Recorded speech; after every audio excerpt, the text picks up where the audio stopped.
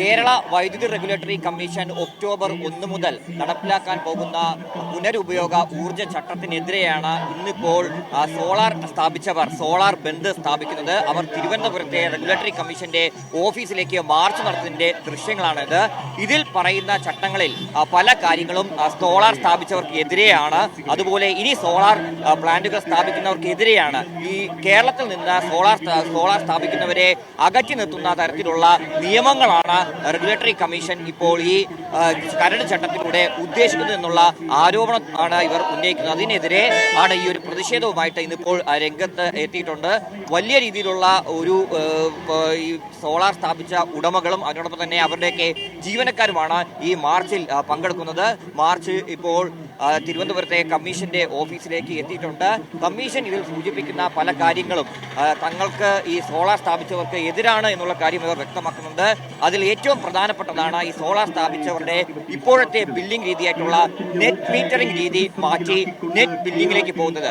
ഇതിന്റെ പ്രധാന സംഘാടകർക്ക് തന്നെ ഇപ്പോൾ ഈ മാർച്ചിന്റെ മുമ്പിൽ തന്നെ നമുക്ക് അവരോട് ചോദിക്കാൻ പറ്റുന്നോളം ഒരു പ്രശ്നമാണ് അനുഭവിക്കുന്നത്. എന്തിനാണ് ഈ ഒരു മാർച്ച് ഇപ്പോൾ ഇങ്ങനെ നടത്തുന്നത്? അത്യന്തം രൂക്ഷമായ രീതിയിലുള്ള ചില നിയമങ്ങളാണ് പുതിയതായിട്ടുള്ള റെഗുലേറ്ററി കമ്മീഷന്റെ കരട് നയത്തിൽ എഴുതി പിടിപ്പിച്ചിട്ടുള്ളത്.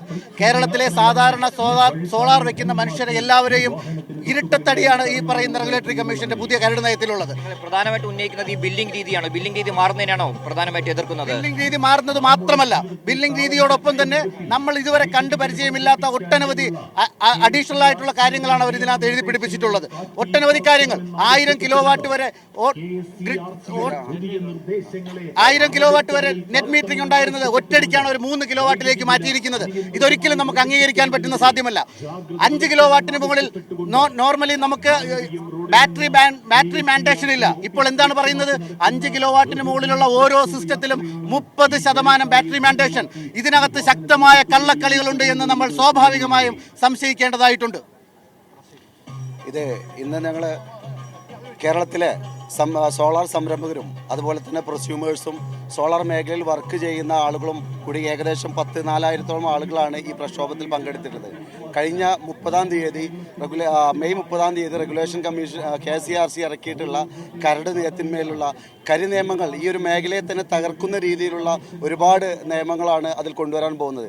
ഈ ഒരു സ്ഥിതി ഈ ഒരു നിയമമായി വന്നു കഴിഞ്ഞാൽ കേരളത്തിലെ സോളാർ മേഖലയും അതുപോലെ തന്നെ ഒരുപാട് ആളുകളെ ഇത് സോളാർ മേഖലയെ വിശ്വസിച്ച് ലോൺ എടുത്ത് പ്രൊസ്യൂമേഴ്സ് ഇവിടെ സോളാർ വെച്ചിട്ടുണ്ട്. ഇവർക്കൊക്കെ ഭാവിയിൽ ലാഭമില്ലാത്ത രീതിയിലും ഇത് വലിയ നഷ്ടത്തിലേക്കും പോവുക എന്നുള്ളതാണ്.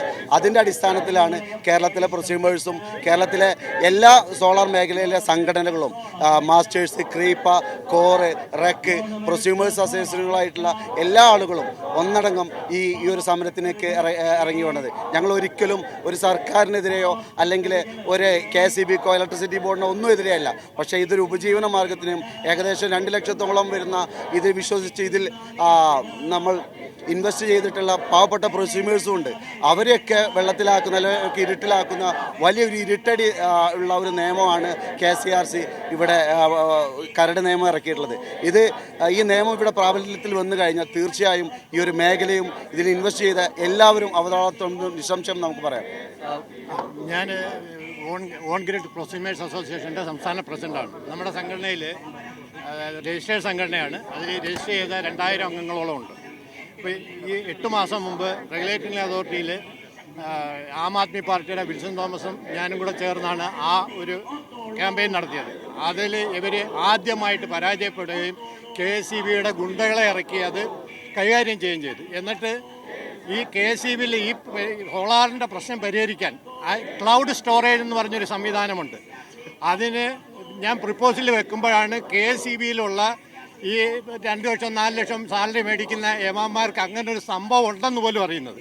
ഞാൻ 2 കമ്പനികളുമായിട്ട് അതിനുള്ള അസോസിയേറ്റ് ചെയ്തിട്ട് 2 രൂപ ഒരു യൂണിറ്റിന് അവർക്ക് പിക്ക് ആൻഡ് ഡ്രോപ്പിൻ്റെ ഇത് പീക്ക് ടൈമിന് കൊടുക്കാൻ സന്നദ്ധമാണ്.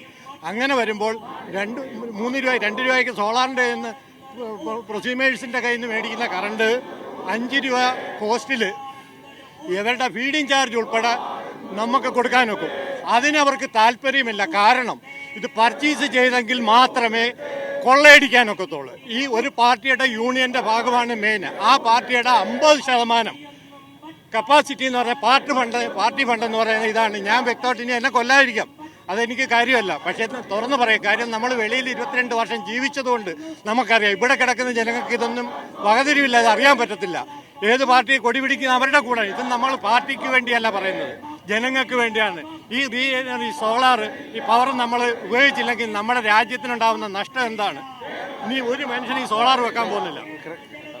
അപ്പോൾ അത്തരത്തിൽ ഇവർ പറയുന്ന ഓരോ രീതികളും വലിയതായിട്ടുള്ള പ്രശ്നങ്ങൾ ഉണ്ടാക്കുമെന്ന് തന്നെയാണ്. അതായത് സോളാർ ഇപ്പോൾ സ്ഥാപിച്ചവരെ ഇതിൽ നിന്ന് അകറ്റി നിർത്തുന്ന തരത്തിലേക്കുള്ള നടപടികളിലേക്കാണ് ചട്ടം പോകുന്നു എന്നുള്ള ഒരു ആക്ഷേപമാണ് ഇവർ ഉന്നയിക്കുന്നത്. നിലവിൽ ഈ നെറ്റ് മീറ്ററിംഗ് 1000 കിലോവാട്ട് വരെ ഉള്ളവർക്ക് നെറ്റ് മീറ്ററിംഗ് നേരത്തെ സുലഭമായിരുന്നു. അതായത് അവർ ഗ്രിഡിലേക്ക് കൊടുക്കുന്ന വൈദ്യുതി രാത്രികാലങ്ങളിൽ അവർക്ക് പൈസ അടയ്ക്കാതെ തന്നെ അവർക്ക് അതിൽ നിന്ന് എടുക്കാൻ പറ്റുന്ന രീതിയായിരുന്നു ഈ നെറ്റ് മീറ്ററിംഗ് രീതി. പക്ഷേ അത് മാറ്റി അത് 3 കിലോവാട്ട് വരെ മാത്രമാക്കി ചുരുക്കുന്ന തരത്തിലേക്കാണ് നിലവിലുള്ള ഈ ചട്ടത്തിൽ ഇപ്പോൾ പറയപ്പെടുന്നത്. അതിനുപോലെ തന്നെ 5 കിലോവാട്ട് വരെ ഉള്ളവർക്ക് നെറ്റ് മീറ്ററിംഗ് തുടരണമെങ്കിൽ അവർ ഈ ഹൈബ്രിഡ് ഇൻവെർട്ടറും അതിനോടൊപ്പം തന്നെ ബാറ്ററി സംവിധാനം കൂടി സ്ഥാപിച്ചാൽ മാത്രമേ നടക്കൂ. നിലവിൽ ഇപ്പോൾ 2,20,000 രൂപയ്ക്ക് സോളാർ പ്ലാന്റ് സ്ഥാപിക്കാൻ കഴിയും. പക്ഷേ ഈ ഹൈബ്രിഡ് ഇൻവെർട്ടറും അതുപോലെ തന്നെ ബാറ്ററി സിസ്റ്റവും മറ്റുമൊക്കെ സ്ഥാപിക്കാൻ വേണ്ടി പോകുമ്പോൾ അത് ഇപ്പോൾ സോളാർ പ്ലാന്റ് സ്ഥാപിക്കുന്നതിന്റെ ചിലവ് ഇരട്ടിയാക്കും. 4 ലക്ഷം രൂപയ്ക്ക് മുകളിലേക്ക് ആ ചിലവ് ഉയർന്നു വരുമെന്നുള്ള ആക്ഷേപം ഉയരുന്നു. അതുകൊണ്ട് തന്നെ ഇത്തരത്തിൽ ഈ മുടക്ക് മുതൽ ഒരു 4 വർഷം കൊണ്ട് കിട്ടുന്നത് അത് 10 വർഷത്തിന് പുറത്തേക്ക് 10 വർഷത്തിലധികം എടുക്കും ഇപ്പോൾ ഈ സോളാർ പ്ലാന്റിന് വേണ്ടി സ്ഥാപിക്കുന്ന ആ തുക തിരിച്ചു കിട്ടാൻ വേണ്ടി. അപ്പോൾ അതുകൊണ്ട് തന്നെ കൂടുതൽ കൂടുതൽ ഉടമകൾ ഈ സോളാർ പ്ലാന്റ് സ്ഥാപിക്കുന്നതിൽ നിന്ന് തിരിച്ച് പോകും. അത് കേരളത്തിന് തന്നെ വലിയ തിരിച്ചടിയാവും. അത് വൈദ്യുതി ചാർജ് അടക്കം കൂട്ടുന്ന ഒരു പ്രവണതയിലേക്ക് എത്തുമെന്നുള്ള കാര്യമാണ് അവർ ഉന്നയിക്കുന്നത്. അതുകൊണ്ട് ഈ ചട്ടങ്ങളൊക്കെ തന്നെ മാറ്റി നിലവിലിപ്പോൾ തുടരുന്ന അതേ രീതിയിൽ തന്നെ ചട്ടം നിലനിർത്തണം എന്നുള്ള ആവശ്യമാണ് ഈ സോളാർ ഉടമകൾ ഇന്ന് സോളാർ ബന്ദ് നടത്തിക്കൊണ്ട് ഉദ്ദേശിക്കുന്നത്. എന്തായാലും ഈ മാസം 8-ാം തീയതി മുതൽ റെഗുലേറ്ററി കമ്മീഷൻ 4 ദിവസം ഓൺലൈൻ ഹിയറിംഗ് നടത്തുന്നുണ്ട്. ആ ഓൺലൈൻ ഹിയറിംഗ് പോലും ഈ സോളാർ സ്ഥാപിച്ചവരുടെ പ്രതിഷേധം ഒഴിവാക്കുന്നതിന് വേണ്ടി എന്നുള്ള ആക്ഷേപം ഉയർത്തുന്നുണ്ട്. കാരണം കഴിഞ്ഞ പ്രാവശ്യമെല്ലാം തന്നെ അത് നേരിട്ട് ആയിരുന്നു ഈ പൊതു തെളിവെടുപ്പ് നടത്തിക്കൊണ്ടിരുന്നത്. പക്ഷേ അതിൽ നിന്ന് മാറ്റി ഈ പ്രതിഷേധം ഒഴിവാക്കുന്നതിന് വേണ്ടി ഇത്തവണ ഓൺലൈനായിട്ടാണ് ഈ മീറ്റിംഗ് നടത്തുന്നത്. ഓൺലൈൻ 4 ദിവസത്തെ ഓൺലൈൻ പൂർത്തിയായി കഴിഞ്ഞാൽ പിന്നെയും ആർക്കെങ്കിലും എന്തെങ്കിലും ആക്ഷേപം ഉന്നയിക്കാൻ തുടങ്ങി അതിനുള്ള അവസരം നൽകുമെന്ന് റെഗുലേറ്ററി കമ്മീഷൻ ഇപ്പോൾ പറയുന്നുണ്ട്. പക്ഷേ ഒക്ടോബർ 1 മുതൽ തന്നെ ഈ നിയമം പ്രാബല്യത്തിൽ കൊണ്ടുവരാൻ തന്നെയാണ് ഉദ്ദേശിക്കുന്നത്. അതിന് റെഗുലേറ്ററി കമ്മീഷൻ പറയുന്ന ഒരു ന്യായം എന്നത് ഈ 2 ലക്ഷത്തോളം മാത്രമാണ് സോളാർ സ്ഥാപിച്ചവര്. അവർ ഈ പറയുന്ന വൈകുന്നേരങ്ങളിൽ ഉയർന്ന വിലയ്ക്ക് പുറത്തുനിന്ന് കൊണ്ടുവരുന്ന വൈദ്യുതി അവർ ഉപയോഗിക്കുന്നത് വഴി അതിന്റെ ബാധ്യത കൂടി ബാക്കിയുള്ള 1.5 കോടി ഉപഭോക്താക്കൾ അനുഭവിക്കേണ്ടി വരും. അത് ന്യായമല്ല എന്നാണ് റെഗുലേറ്ററി കമ്മീഷൻ പറയുന്നത്. അതുകൊണ്ടാണ് ഇതിനൊരു ചട്ടം വേണമെന്ന തരത്തിൽ ഈ സോളാർ പ്ലാന്റ് സ്ഥാപിക്കുന്നവർക്ക് അവരുടെ ഇത് എങ്ങനെ മുമ്പോട്ട് കൊണ്ടുപോകണമെന്നതിന് വേണ്ടി ഒരു ചട്ടം ഉണ്ടാക്കുന്നതാണ് റെഗുലേറ്ററി കമ്മീഷൻ ഇതിന് ന്യായം പറയുന്നത്. എന്തായാലും ഇനി സോളാർ സ്ഥാപിക്കുന്നവർക്ക് വലിയ തിരിച്ചടി ഉണ്ടാവുന്ന തരത്തിൽ തന്നെയാണ് ഈ നയം ഇപ്പോൾ കൊണ്ടുവരുന്നതെന്നുള്ള ആക്ഷേപം തന്നെയാണ് സോളാർ ഉടമകൾ പറയുന്നത്. റെഗുലേറ്ററി കമ്മീഷൻ ഇപ്പോഴുള്ള ഈ 2 ലക്ഷം പ്രൊസ്യൂമേഴ്സ് അല്ലെങ്കിൽ 2 ലക്ഷം സോളാർ ഉടമകളെ സംരക്ഷിക്കുന്നു എന്ന് പറയുമെങ്കിൽ പോലും ഇനി വരുന്നവർക്ക് വലിയ തിരിച്ചടി ഉണ്ടാവും. അത് ഒഴിവാക്കുന്നതിന് വേണ്ടിയാണ് ഈ ഒരു സമരവുമായിട്ട് ഇന്ന് മുമ്പോട്ട് പോകുന്നു എന്ന് തന്നെയാണ് ഇതിന്റെ ഉടമകൾ ഇപ്പോൾ വ്യക്തമാക്കുന്നത്. തിരുവനന്തപുരത്ത് നിന്ന് ക്യാമറ പേഴ്സൺ സിജോ സുധാകരനോടൊപ്പം RB സനു, മീഡിയ 1.